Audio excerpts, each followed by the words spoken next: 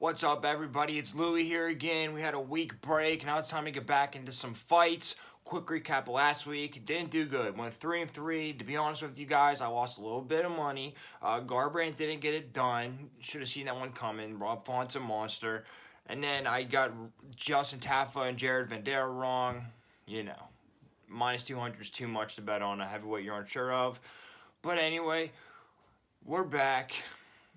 This fight card honestly isn't the best. UFC Vegas 28 main event, Jairzinho Rozenstruik versus Augusto Sakai. Doesn't really mean too much, but it is what it is. We still got some pretty fun fights, even if they are low level. Don't mean too much for title contention, but they're fun. And guess what? Next weekend is going to be insane. You got 2 title fights. You got Izzy, and then you got Figueiredo at 185, 125, and then you got Nate Diaz taking on Leon Edwards. This is going to be a whole hell of a lot of fun. So let's just try to steal some money on this card, and then we can get to next week. Let's get up the main card. We got a fun fight at middleweight, 185 pounds. We got Tom Breeze taking on Antonio Arroyo. Whoever wins this fight is going to get some eyeballs, maybe get a top 15 opponent next. But nothing major for title implication, like I mentioned, but still, let's get into this one. Tom Breeze's last fight, he took on Omari Akhmedov. In the first round of that fight, Omari Akhmedov doubles him, and then Breeze jumps the guillotine immediately. But then he eats some pretty vicious ground and pound from the full guard, and then he tries to reverse with the leg. He actually reverses with the leg lock, and then he gets back control for a minute, but Omari won the majority of the round. And then in the second round, he attempts a calf slicer off the single temp of Omari, but then he gets put into an arm triangle and goes completely unconscious. So I didn't like that at all. He has a little bit of fight into him, can scramble, but, you know, you don't just jump a guillotine 100%. You know, you don't want to rely on that. And then his last fight versus KB Bullar. In the first round, he bounces the lunges around with the jab and lands it. He comes forward and lands the right cross, and then he knocks him out with a lunge jab. He knocked the guy out with the jab. That's always impressive. But his last fight didn't look great. Antonio Arroyo, last fight, he took on one of the best wrestlers in the division, Deron Wynn. First round of that fight, he gets taken down to full guard, but then he's able to get up relatively quickly. He gets taken down with his back against the fence, and when he's sitting down, and then he gets clinched and taken down, rinse and repeat. He throws a leg kick and then a few hooks. He has his hands down, and he throws a jab and then a straight, and then he lands a front face kick on Duran, which was pretty nice. And then his second round, he gets taken down to full guard again, surprisingly. This time, he goes for a spinning back kick, but he's able to shrimp and get back to his feet relatively quickly, and then he gets taken down to back control. And then I noticed in this round, he gets tired and backs up, and then he'll pump the jab, and then he gets taken down to full guard, and he doesn't do anything off his back. He gets taken down more times than I can say. It's back and forth takedown, but he gets up relatively quickly. And then the third round, he gets taken down immediately, but he gets to his feet, and then he gets tired, and then he gets backed up to the fence and needs some combos from Duran. And, he just couldn't stop the takedowns of Duran. But he had some nice moments in the fight. His striking is decent. And then his last fight against Muniz, I thought he looked okay. And Tom Breeze, he looked really good against KB Bullar, but that could be a freak thing. He can knock a guy out with a jab. But Omari Akhmedov, he just showed poor ring IQ to me. And, he just kind of quit, it seems like, with the arm triangle. Take a look at the odds. Antonio Arroyo is plus 195. Tom Breeze minus 250. I'm really not that confident in this pick, but, I'm sure as hell I'm not going to bet minus 250 on Tom Breeze. Plus 195. Antonio Arroyo is my pick. Same card. We got another fun scrap at 185 pounds middleweight. We got Disco Todorovic taking on Gregory Rodriguez. In his official UFC debut, he was in the Contender Series. He won a couple fights in LFA, and now he's back. Should be a fun one. Big opportunity for Gregory here. So, Dusko Todorovic, his last fight, he took on Punali Soriano. His first round of that fight, he comes forward with strikes, and then he'll lean his head back whenever Punali would return strikes. And then he leans back, but he eats a hard left hook for his troubles. He comes forward with the 1-2, and then he blitzes, and then he'll back out, which is nice. Good movement from him. He gets dropped with a straight left, however, when he's backing out, but then he gets back to his feet, and he's able to get the clinch. However, it's Punali smells blood in the water, and he's going for it. And then he gets dropped again with a straight left, and then he gets his back toward the fence, and then he just gets knocked out with a 1-2 and then a blitz, you know, just going crazy. You know, he's in and out movement, which I liked, but, you know, he leans his head back like this, and it's out there to be hit. So that's kind of dangerous. And then Gregory Rodriguez, his last fight, he took on not his last fight. His last fight, he knocked out Josh Frem, which really sucks because Josh Frem is from Connellsville, and I kind of know him. But it is what it is. Yeah, but that light fight didn't really last long. I didn't get a lot of data from that. So his fight before that, he took on Al Matavio. In the first round of that fight, he's able to pump the jab to the body, and then he gets a double leg to half guard, and then he works his way to back control, and then back up on the feet, he comes forward with the straight right, and then he gets the tie clinch, is able to throw some heavy knees to the body. He's able to lunge forward with his jab, put some power into it, and he's able to stay on the outside of Al. And then in the second round, he skirts on the outside of the fence, and then he's able to drop him with a left hook as Al is rushing in towards him. And then he chases him down with multiple straight rights, and then, you know, just smells blood in the water and just gets a knockout. Pretty vicious, pretty violent. I thought it looked really good there. And then, you know, a couple fights before that, he lost his contender series. But based on what I saw recently, you know, he's had some time to improve. He looks good. Take a look at the betting line here. Dusko is minus 150. Gregory's plus 120. You know, I think Gregory hits pretty hard, and I don't like how Dusko leaves his head out hanging out there. Plus money. I'm going to take Gregory Rodriguez. Fight on the main card, we got a fun scrap at welterweight, 170 pounds. Santiago Ponzinibbio taking on Miguel Baez. Ponzinibbio trying to prove he still belongs in this sport. 2-year layoff, he was doing good, and then he gets knocked the fuck out of his last fight. And then Baez, if he gets a win over a good name like Ponzinibbio, it's going to skyrocket his career. Ponzinibbio, his last fight, he took on Li Jinliang. This is the first fight since a 2-year layoff, just about. In the first round of that fight, he has his hands down. He gets hit with the 1-2 from open space, and then he gets hit with a few low kicks along the way, and then he lands a jab, and he moves back. He throws a right cross, but then he gets knocked out of nowhere with a straight right and a left hook from the leech. You know, he went down pretty easy, so I don't know if that's a chin issue or being off 2 years, but Li Jinliang hits hard, but it didn't look good in my opinion. And then Baez, he took on Takashi Sato his last fight. In the first round of that fight, he's able to land a 1-2 off of the fence. He comes forward with the head kick and a body kick, and then he lands a right hand over the top in a collision. Sato would just crash his body into him, and they would throw. And then he engages in the tie clinch with a knee to the head and then a right hook. And then in the second round, they crash into each other again. He lands a right hook this time. He's able to slide back, and Sato throws a jab. And then Baez has thrown a lot more body kicks this round, which is always nice to see out of your fighter. And then he gets a single leg to back control, and then eventually he's able to do some good work down there, and then he gets the submission with the arm triangle. Pretty seamless. You know, he had his battles on the feet, but if he gets it to the ground, it's a big advantage. What I saw out of Ponzinibbio, just a lot of tentativeness, plus that layoff, just coming off a knockout. Not that long ago, January. Take a look at the betting line. Baez is minus 125. Ponzinibbio is only plus 100. I think that's a big risk. Plus 100 is not enough money. My pick here is Miguel Baez. A feature matchup, the fourth fight on our main card. We got a really fun scrap, 185 pounds, men's middleweight. Roman Dolidze taking on Loreno Staropoli. Both were in crazy-ass fights their last fight. Let's break it down here. Dolidze took on Giles' last fight. First round of that fight, he's able to stalk forward and throw some thigh kicks. Pretty heavy, if you ask me. He gets hit with the 1-2 whenever his guard's down. However, he's able to land a spinning back fist as Trevin rushes in. He gets the double leg as Trevin comes in, and then he gets standing back, but he gets back up to the feet, and he gets standing back control against the fence, and then they clinch up against the fence to end the round. In the second round, he gets hit with a straight left. Whenever he's kneeing the body, he gets hit with the left jab and an overhand right as he's rushing forward. However, he's able to come forward and land 2 jabs in a row, then back out, and then he lands a 1-2 whenever they get into a firefight. However, he gets taken down, but he's with the duck under when he's throwing, but he's able to roll through and get an ankle lock. But then he eats some ground and pound for his troubles. Doesn't get the ankle lock. That's a high risk move, if you ask me. However, he's able to get standing back control against the fence in the scramble. However, in the third round, notice his pace slows dramatically. A lot of deep breaths, a lot of bouncing, not too much engaging. But he's able to land the left head kick from the open space. Giles rushes in and lands the 1-2 and then exits. And then Dolidze eats the right hook.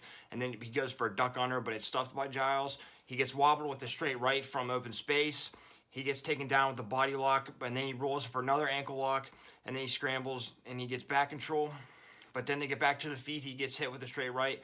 But he's able to land on top when Giles goes for a throw. He's able to keep his hips in front of him and just put all his weight on him, so Giles can't execute the throw. And then he's able to land in a half guard and deliver some heavy ground and pound, but it's toward the end of the round, too little too late. He loses the fight. Still a fun scrap though. Delize's ring IQ was questionable. And then Laureano Staropoli, his last fight he took on Tim Means, a grizzled veteran, which is always nice when you fight a grizzled veteran. In the first round, he gets taken down with the body lock as he's rushing forward, but he's able to stalk forward and lands one to the body and then a punch to the head. He's able to get land a leg kick and then a 1-2 in the firefight. But however, he gets hit himself with a couple punches on the return. He lands a 1-2 and then he pumps the jab and then he lands 2 red crosses in a row. He gets hit with the uppercut while he's rushing in for his combination, but then he lands a counter combination when Tim knees him to the body, and then he gets hit with a straight left while he's exiting in the clinch. In the second round, he blitzes forward with combos. He lands a spinning elbow, but then he gets taken down, but he's able to pop right back up, which is something I noticed. He's taken down a few times, he's able to get right back up, so even if Delize can't get him down, he's going to have a hard time keeping him there. And then he gets hit with a counter left hook after he ducks under the punch. And he gets dropped with a head kick. It was out of nowhere too, like in open space. But he gets up pretty fast. He eats a knee in a combination in the underhook clinch from Tim. He gets hit with the left cross and a body shot in the exchange. He gets hit with jabs and then a 1-2 while exiting the exchange. And then he gets clinched up against the fence. And then in the third round, he gets clinched against the fence for a whole minute straight. And you can tell his pace is starting to slow dramatically. He lands hooks, but he eats straight rights in a firefight. And then he gets clinched for another minute, and then he gets taken down, but he pops right back up again, like I said, and then he lands a straight right from the distance in a firefight exchange, and then he misses with the right hook and gets clinched for the rest of the round. You know, and that fight was crazy. It was back and forth. Staropoli, he had a lot of movement, but Tim was able to catch him. Tim's pace was slower. He's able to catch him with some jabs, but Staropoli's activity was really high. Staropoli, I don't think, has knockout power, at least not in that fight. And, you know, Delize is tricky with the rolls and the ankle locks and everything, and I think he hits harder, but I think Staropoli is going to be able to keep the volume up and do the most activity, which is what judges look at in a close fight. And you look at Staropoli's plus 120 and Delize's minus 150. It's a close fight. I really don't feel comfortable with anything, but based solely on the activity, my pick here is Laureano Staropoli. Co-main event. Some people might call it the people's main event because the main event isn't that good. And honestly, this one could be in the main event, and I might actually like it better because Marcin Tybura actually has a place to go after this fight. But anyway, you got 265 pounds, men's heavyweight. You got Walt Harris taking on Marcin Tybura. Walt Harris, his last fight he took on Alexander Volkov. In that fight, I noticed that he circles on the outside and he walks in when he's ready to strike with his combinations, and then he'll back out. In the first round of that fight, he gets hit with a straight right. As Walt enters with a combination, he gets hit with a jab, and then he enters, and then he gets pressed and hit with another combo. He lands a right hand after covering up and eating a combo from Volkov, which is nice. Does the possum thing a little bit.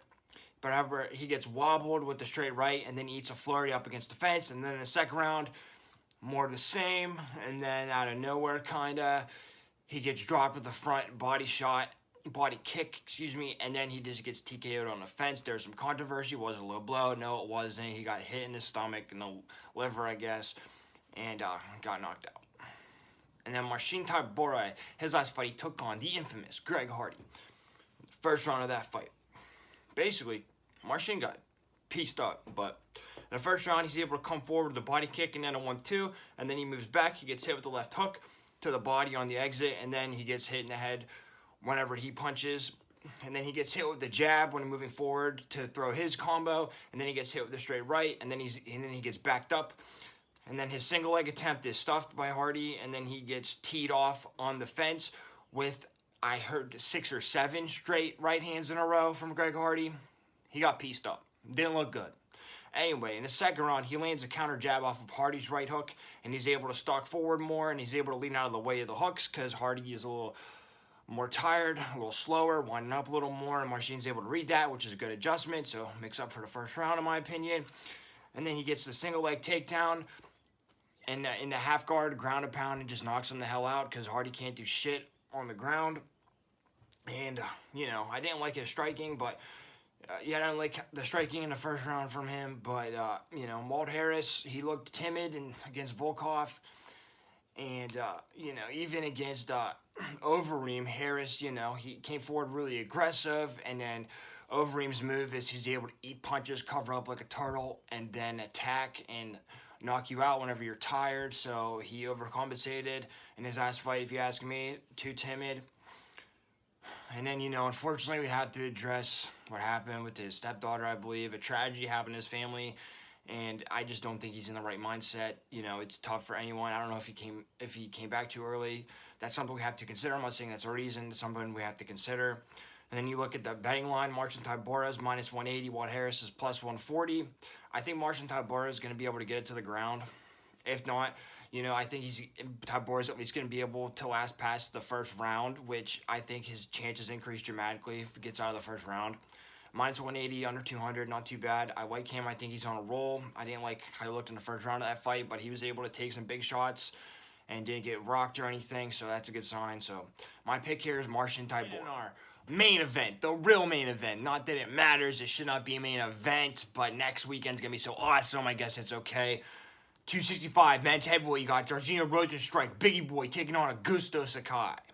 Rozenstruik, his last fight, he took on Cyril Gane, and it was pretty boring, to be honest with you. I don't blame Cyril Gane for that, but it is what it is. I'm not going to go the whole fight because more or less happened the same after the third round. Same shit happens anyway.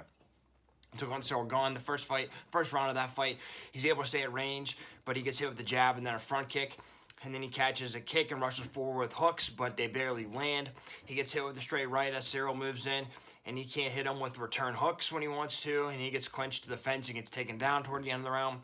And then the second round, he gets hit with a jab and a leg kick, and Cyril's able to exit the strikes, able to get away from the hooks. He comes forward with a combo and a leg kick, but Cyril's able to back away from him. He gets clinched to the fence. He rushes in, swinging wild hooks, but then he gets clinched up again. And then in the third round, they get into a fight. He's able to land a couple hooks, and he lands a hook moving forward, but Cyril's able to back out. And then Cyril keeps him on the outside and backs out away from the blitzes. That's more or less the story of the fight. Cyril's able to stay on the outside, go back and forth. Rozenstruik's waiting for the perfect shot, comes forward with hooks, not straight shots typically, and Cyril was just able to back out. Cyril was just able to dance all around him, could clinch him occasionally, take him down when he wanted to. That's the story of that fight, basically. Rozenstruik, very timid. His last fight, he got a knockout against Junior Dos Santos. Everybody knocks out Junior Dos Santos. So, fight before that, got ran over by Ngannou. Augusto Sakai's last fight, he took on Alistair Overeem, who's retired, by the way, anyway, or at least from the UFC. In the first round of that fight, he's able to land a front body kick and then a flurry against the fence with punches and tie clinch knees to the body, which I really liked. But however, he gets wobbled with the overhand right, but it's okay because he lands a straight right and an uppercut when Alistair stops moving at range. He's able to catch him when he stops, and then he blitzes him to the fence again.